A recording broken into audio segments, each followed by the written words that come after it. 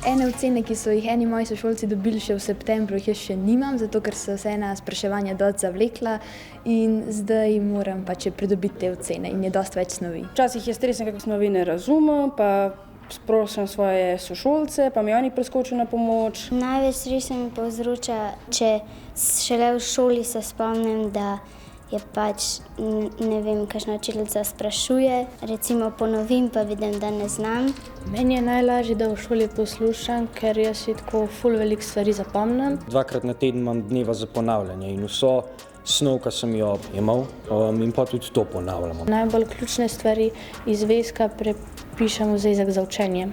Najprej bistvene stvari se naučiti, potem pa šele podrobnosti. Ali pa da miselni vzorec naredim, ali pa da celo snov v bistvu na krajše prepišem, zato ker jaz bolj ko pišem, bolj si snov zapomnim v bistvu. In pol ne vem, kakšne vprašanja si sestaviš ali pa kakšne kartice in si pol s tem pomagaš.